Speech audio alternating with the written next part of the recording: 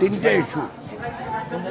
প্রথম কথা হলো নতুন দল, যে কোনো লোকেই নতুন দল করতে পারে, আমরা সবাইকে ওয়েলকাম করি।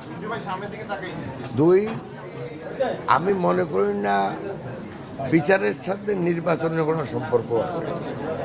বিচার যারা অন্যায় করছে তাদের বিচার অবশ্যই হইতে হবে এবং বিচারের পথে চলবে।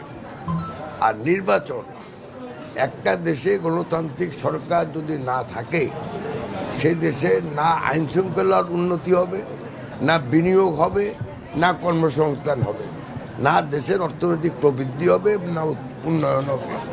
অতএব বিচারের পথে চলবে।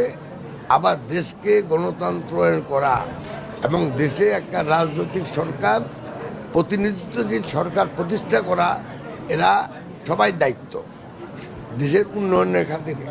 সেজন্য আমরা মনে করি একটার সাথে একটা কোনো সম্পর্ক নাই। সেটা ওনারা বলতে পারে, যা ইচ্ছা তাই বলুক, এটা নিয়ে আমি কোনো মন্তব্য করব না।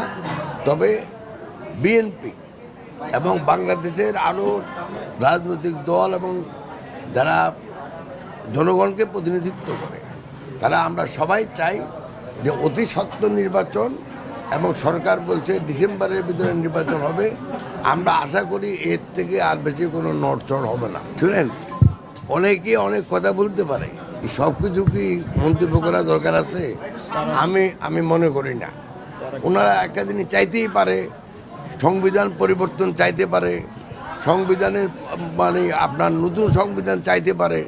সেটা জনগণ যদি চায়, যদি কোনো রাজনৈতিক দল সেই ম্যান্ডেট নিয়ে জনগণের কাছে যায়, আর জনগণ যদি তাদেরকে ভোট দিয়ে নির্বাচিত করেন, তাহলে তারা ওই ম্যান্ডেট অনুযায়ী কাজ করবেন। আমরা নারীরা অবশ্যই, কিন্তু আমরা যে কোনো ধরনের সহিংসতা, যে কোনো ধরনের অত্যাচার অবিচার মানুষের উপরে, এটা তো আমরা বিরোধিতা করে আসতেছি। আমরা অত্যাচার নির্বিচারের বিরুদ্ধে, সহিংসতার বিরুদ্ধে, গণতন্ত্রের পক্ষে, ভোটের অধিকার রক্ষা করার জন্য গত 17 বছর ধরে আমরা আন্দোলন সংগ্রাম করে আসছি।